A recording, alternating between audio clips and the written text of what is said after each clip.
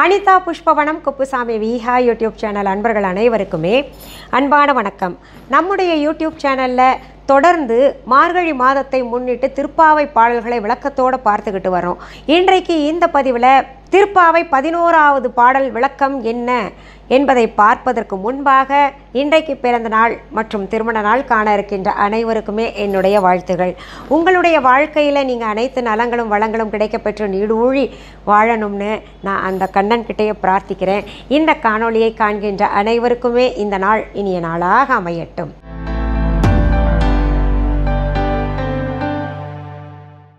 இப்போது ஒவ்வொரு நாளுமே நம்ம இந்த மார்கழி மாதம் தொடங்கினதிலிருந்து ஒவ்வொரு பாசுரம் ஆண்டாள் நாச்சியார் இயற்றியதை பார்த்துக்கிட்டு வர்றோம்.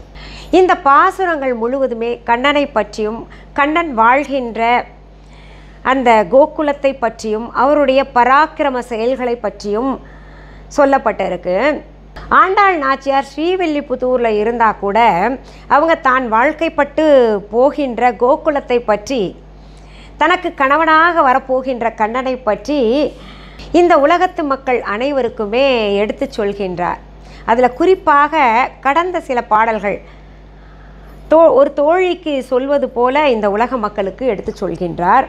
தன்னுடைய தோழி பாவை நோன்புக்கு எழுந்து வராமல் படுத்திருக்கிறா, அவளை எந்திரிச்சு வாமா அப்படின்னு திரும்ப திரும்ப அழைப்பதாக பாடல்களை தொடர்ந்து பார்த்துக்கிட்டு வரோம்.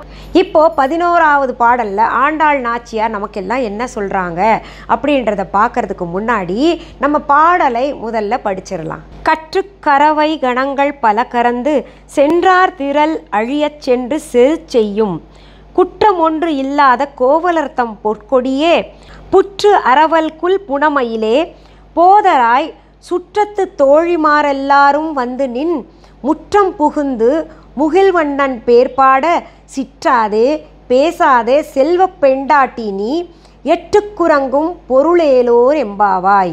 இந்த திருப்பாவை பாடலில் ஆரம்பத்தில் பார்த்தீங்கன்னா கோகுலத்தை, அதாவது கண்ணன் வாழ்கின்ற ஆயர்பாடியில் மக்கள் எல்லாரும் எப்படி வாழ்கின்றார்கள் அப்படின்ற ஒரு செய்தியிலிருந்து ஆரம்பிக்கிறாங்க. முதல் 2 வரி என்ன சொல்லுது அப்படின்றத நம்ம பார்த்துடலாம்.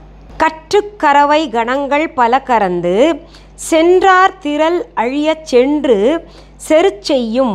அதாவது கோகுலத்தை கிருஷ்ணனே ஆட்சி புரிகின்றான். கம்சன் வேணா சொல்லிக்கலாம் நான் தான் ஆட்சி புரிகிறேன் அப்படின்னு. உண்மையிலேயே அவன்தான் எல்லா சுற்றுப்புறத்தில் இருக்கக்கூடிய ஊர்களை எல்லாம் ஆட்சி புரிந்தான். எல்லாருமே கப்பம் கட்டணும் அப்படின்ற மாதிரி வாங்கி கொண்டு இருந்தால் கூட இந்த கோகுலத்தை ஆட்சி புரிந்தது பார்த்திங்கன்னா கண்ணன் தான். அப்போது கண்ணனின் ஆட்சிக்கு கீழே வாழ்கின்ற மக்கள் அனைவருமே எப்படி பால் கறக்கிறாங்களாம் தெரியுமா? கன்றோடு பசு ரெண்டுமே அருகில் இருக்கும் பொழுது தான் பால் கறக்கிறாங்களாம். அப்படி யாராவது செய்வாங்களா? கன்றை கொண்டு போய் எங்காவது கட்டிட்டு அதற்கு பிறகு தான் பால் கறக்கிறத நம்ம எல்லாருமே கேள்விப்பட்டிருப்போம், பார்த்துருப்போம். ஆனால் இங்கே கன்றையும் அருகில் வைத்து பால் கறக்கிறாங்களாம். அவ்வளோ தர்மசீலர்கள் வாழ்கின்றார்கள், அவ்வளவு நியாயஸ்தர்கள் வாழ்கின்றார்கள், அவ்வளவு நல்ல குணவான்கள் வாழ்கின்றார்கள் அப்படின்னு ஆண்டாள் நாச்சியார் சொல்கிறாங்க. எப்படி இப்படி கன்ற பக்கத்தில் வச்சா எப்படி குணவான்கள் நல்லவங்க அப்படின்னு சொல்கிறீங்க அப்படின்னு கேட்டிங்கன்னா, எப்படி பசுமாட்டுக்கு அருகில் கன்றை வச்சா நல்லவங்க அப்படின்னு சொல்கிறீங்க அப்படின்னு கேட்டிங்கன்னா, இந்த நிறைய பேர் என்ன பண்ணுவாங்க, கன்று பால் குடிக்கிறதுக்கு முன்னாடியே போய் பால் கறந்துடணும் அப்படின்னு நினைப்பாங்க. அப்போ தான் நிறைய பால் கிடைக்கும் அப்படின்னு நினச்சி பால் கறந்துடுவாங்க. ஆனால் இந்த கோகுலத்தில் கண்ணனின் ஆட்சிக்கு கீழே வாழ்கின்ற அத்தனை பேருமே என்ன பண்ணுறாங்களா, முதல்ல கன்று குடிக்கட்டும், கன்று குடித்து வயிறு நிரம்பிய பின்னாடி நம்ம பால் கறக்கலாம் அப்படின்னு காத்திருக்காங்களாம். இன்னொன்று, கன்றை பார்த்தா தான் அந்த பசுமாடு நிறைய பால் சுரக்கும் மகிழ்ச்சியில், நம்முடைய குட்டி குடிக்க போகுது அப்படின்னு. அதனால் முதலில் கன்றுக்கு நியாயமாக கன்று குடித்த பின்னாடி பிறகு பால் கறக்கக்கூடிய மக்கள் வாழ்கின்ற இந்த ஆயர்பாடியில் வாழும் பெண்ணே, நீயும் அந்த நியாயமான குணமான ஒரு ஊரில் தான் வாழ்ந்துக்கிட்டு இருக்கிற. தொடர்ந்து ஆண்டாள் நாச்சியார் என்ன சொல்கிறாங்கன்னா, பாலை கறக்கும் தொழிலை தான் செய்து கொண்டிருக்கின்றார்கள். அதாவது பால் கறந்து அதை விற்று அதிலிருந்து பொருள் ஈட்டுகின்ற தொழிலை தான் செஞ்சுக்கிட்டு இருக்காங்க. ஆனால் அந்த தொழிலை குற்றமில்லாமல் செய்கிறாங்க. இப்போது தொழில் செய்வாங்க நிறைய பேர் பார்த்திங்கன்னா, இந்த பால் கறந்து அப்படியே கொண்டு வந்து தருவாங்க. நிறைய புள்ள குடிக்குதோ, எந்த வீட்டில் நம்மளை நம்பி பால் வாங்குறாங்க, அந்த வீட்டில் புள்ள குடிக்கும், அதனால் நம்ம தண்ணி ஊற்றாமல் கொடுக்கணும் அப்படின்னு சொல்லிட்டு விற்கிறவங்களும் இருக்காங்க. ஆனால் ஒரு சிலர் பார்த்திங்கன்னா கறக்கிற 2 லிட்டரை 5 லிட்டராக மாற்றிட்டு அதை விற்பனை செய்வாங்க. அப்போது அப்படியே கறந்து பால் விற்கிறவங்க பார்த்திங்கன்னா குற்றமற்ற தொழிலாக இருக்கின்றது. இதில் தண்ணி ஊற்றி 5 லிட்டராக மாற்றி கொடுக்குறாங்களே, அது குற்றம் புரிகின்ற தொழிலாக இருக்குது. அப்போது இங்கே என்ன சொல்ல வர்றாங்கன்னா, நம்ம செய்கின்ற எதிலேயும் குற்றம் இருக்கக்கூடாது அப்படின்றதையும் உணர்த்துறாங்க ஆண்டாள் நாச்சியார். குற்றமற்ற தொழிலை செய்கின்றவர்கள் தான் இந்த ஆயர்பாடியில் இருக்காங்க, அந்த குலத்தில் பிறந்தவளே அப்படின்னு சொல்லியிருக்காங்க. அடுத்த வரிகள் என்னன்னு பார்க்கலாம். குற்றம் ஒன்று இல்லாத கோவலர்த்தம் பொற்கொடியே புற்று அரவல் குல் புனமையிலே போதராய். குற்றமில்லாத குடும்பத்திலே பிறந்தவளே. அங்கே இருக்கக்கூடிய மக்கள் யாருமே குற்றம் செய்யாத தொழிலை செய்து கொண்டிருக்கின்றார்கள். அந்த மக்களிலே ஒருவர் உன்னுடைய தகப்பனார். அப்படி குற்றமற்ற தகப்பனார் பெற்ற பெண்ணே அப்படின்னு எல்லாம் போற்றி பாடுறாங்க. அடுத்த வரியில் என்ன சொல்கிறாங்கன்னா, புற்றரவல் சூழ் புனமையிலே அப்படின்றாங்க. இங்கே அரவல்னா தெரியும், பாம்பு. புற்று அப்படின்னு குறிப்பிடுறாங்க. புற்றில் வாழ்கின்ற பாம்பு போல இருக்கின்ற பெண்ணே அப்படின்னு சொல்கிறாங்க. அது என்ன புற்றில் வாழ்கின்ற பாம்பு? பாம்பு புற்றில் தானே இருக்கும், தன்னுடைய வேலையெல்லாம் முடிச்சுக்கிட்டு. ஆனால் இங்கே அவங்க குறிப்பிடுறது என்ன அப்படின்னு பார்த்தீங்கன்னா, சில பாம்புகள் காட்டில் மோட்டில் எல்லாம் போகும், நடந்து போகும்பொழுது அதுக்கு பார்த்திங்கன்னா காலெல்லாம் சொரசொரப்பாக ஆகிடும், காலில் முள்ளெல்லாம் குத்தி கிழிக்கும்.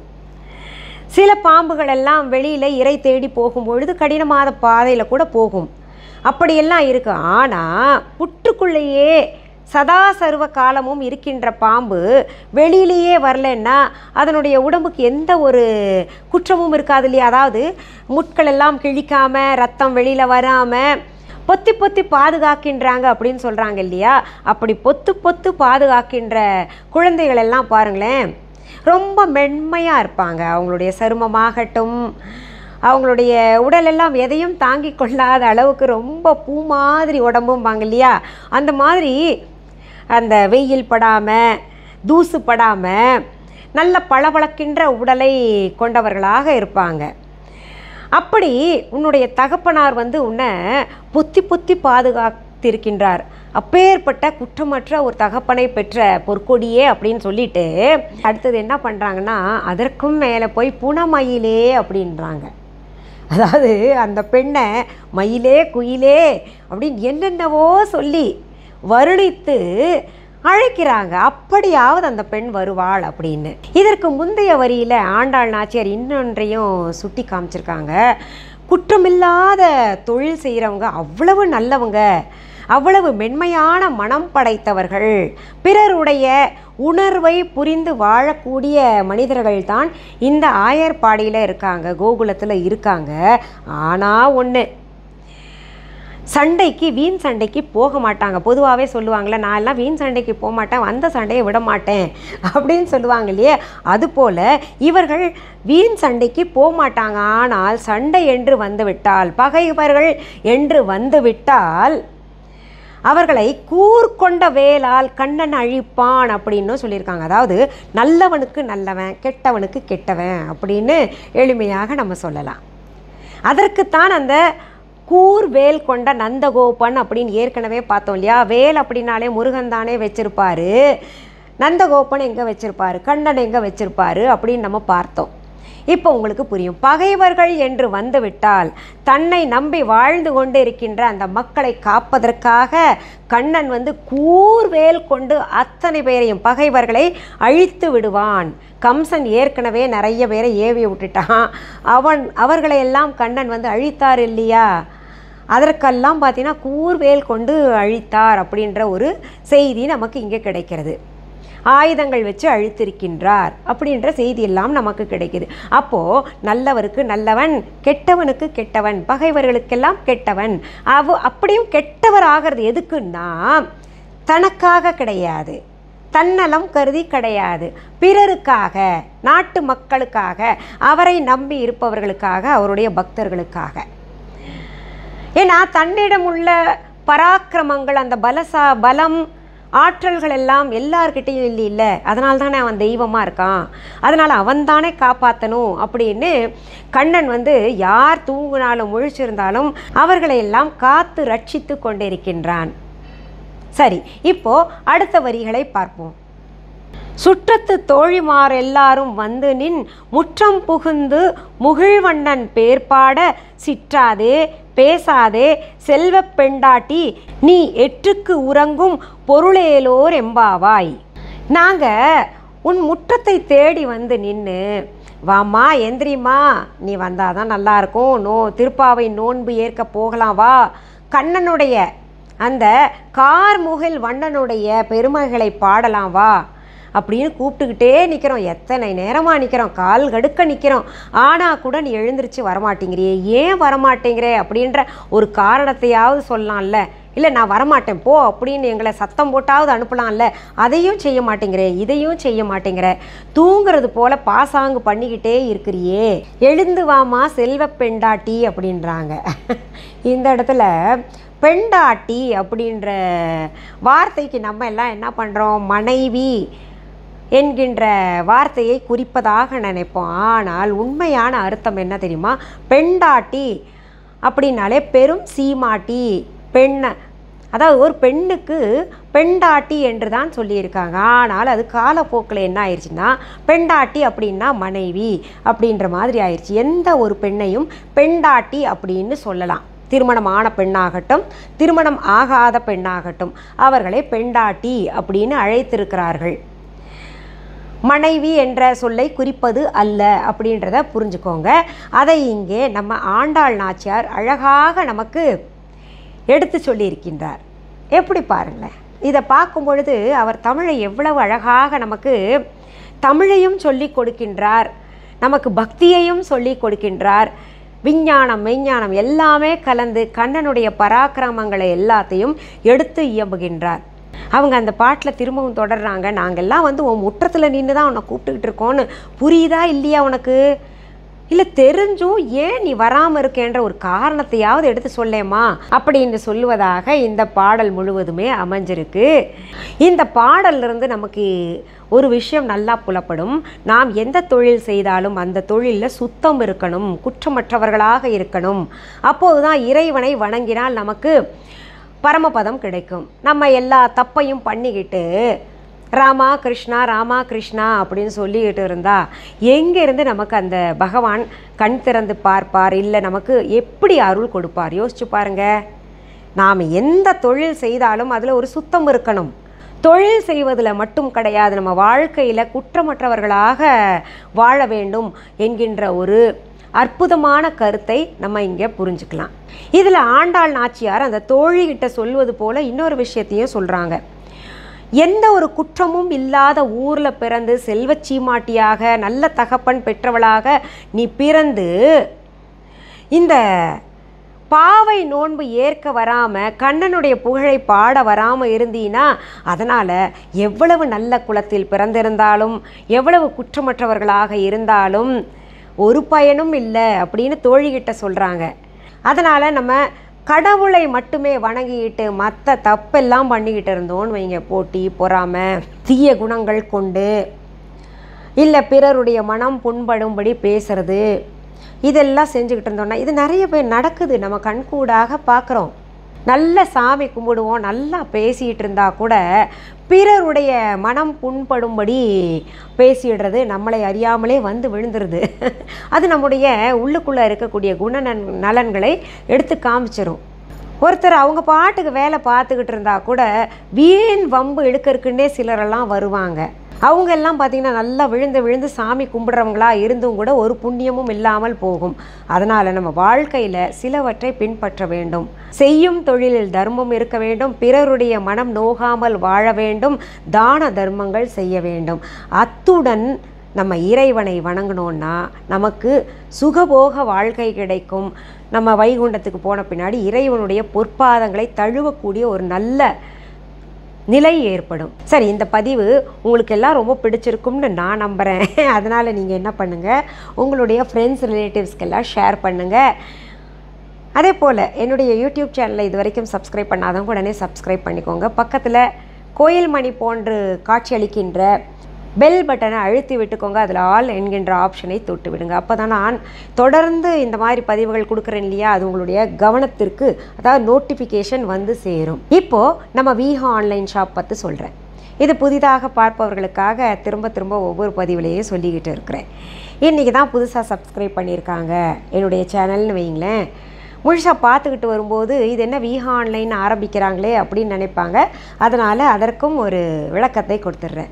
விஹா ஆன்லைன் அப்படின்றது பார்த்திங்கன்னா என்னால் நடத்தப்படுகின்ற, அதாவது எங்கள் குடும்பத்தினரால் நடத்தப்படுகின்ற ஆன்லைன் ஷாப். நான், என் கணவர், என் பிள்ளைகள்லாம் சேர்ந்து நடத்திட்டுருக்கோம்.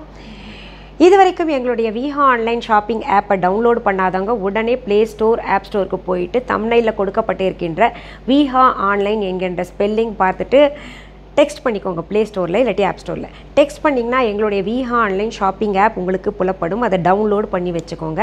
டவுன்லோடு செய்த பின்னாடி நீங்கள் பார்க்க வேண்டியது மிஸ்ஸஸ் அனிதா குப்புசாமிஸ் விஹா ஆன்லைன், அப்படி விஹா அப்படின்னு பச்சை கலர் எழுத்தில் இருக்கான்னு பார்த்து அதை சரியாக இருக்குது அப்படின்னு கன்ஃபார்ம் பண்ணிக்கோங்க. அதில் நிறைய பொருள்கள் தினமுமே பதிவேற்றம், அதாவது அப்லோடு செய்துக்கிட்டே நிறைய ஆன்மீக பொருள்கள், உணவுப் பொருள்கள், நான் கையால் செய்கின்ற ஹேண்ட்மேட் சோப்ஸ் எல்லாம் நிறைய போய் பாருங்களேன். அப்புறம் நல்ல சாரீ, நல்ல நகை எல்லாம் இருக்குது. இது தவிர viha.online என்கின்ற இ-காமர்ஸ் வெப்சைட்டும் நாங்கள் நடத்திக்கிட்டு வரோம். பொருள்களை நேரில் பார்த்து வாங்கணும் அப்படின்னு நினைக்கிறவங்களுக்காக சென்னை ராஜா அண்ணாமலைபுரத்தில் விஹா ஷாப், அதாவது விஹா கடையை நடத்திக்கிட்டு வர்றோம். அதற்கான ஃபோன் நம்பர், அட்ரஸ் மற்றும் இந்த viha.online இ-காமர்ஸ் வெப்சைட்டுக்கான லிங்க், விஹா ஆன்லைன் ஷாப்பிங்கான லிங்க்ஸ் எல்லாமே இந்த டிஸ்கிரிப்ஷன் பாக்ஸில் தரப்பட்டு இருக்குது. இதில் வெளியூர்லேருந்து எங்கள் கடைக்கு வரணும் அப்படின்னு நினைக்கிறவங்க வெறும் அட்ரஸ் இருந்தால் போகாதுங்க, நாங்கள் சென்னைக்கு புதுசுங்க, அடிக்கடி வந்து பழக்கம் இல்லை அப்படின்னு நினைக்கிறவங்க கூகுள் ரூட் மேப்க்கு போயிட்டு, இப்போ அதை நான் நம்பி நம்மலாம் இருக்கோம் இல்லையா, அதனால் கூகுள் ரூட் மேப்க்கு போயிட்டு விஹா கடை, விஹா ஷாப் சென்னை ராஜா அண்ணாமலைபுரம் அப்படின்னு டெக்ஸ்ட் பண்ணுங்கள். இல்லாட்டி இந்த டிஸ்கிரிப்ஷன் பாக்ஸில் கொடுத்துருக்குள்ள அட்ரஸ், அதை பார்த்து நீங்கள் அங்கே டெக்ஸ்ட் பண்ணிக்கோங்க. டெக்ஸ்ட் பண்ண உடனேயே கூகுள் ரூட் மேப் நம்முடைய விஹா கடையை அழகாக கைடு பண்ணி கொண்டு வந்து உங்களை சேர்த்து விட்டுடும். இதில் இன்னும் சில முக்கிய தகவல்கள் சொல்கிறேன். எங்களுடைய விஹா கடைக்கான கிளைகள் வேறு எங்கேயுமே கிடையாது. ஒரே ஒரு கடை தான் நான் சென்னை ராஜா அண்ணாமலைபுரத்தில் நடத்திக்கிட்டு வர்றேன்.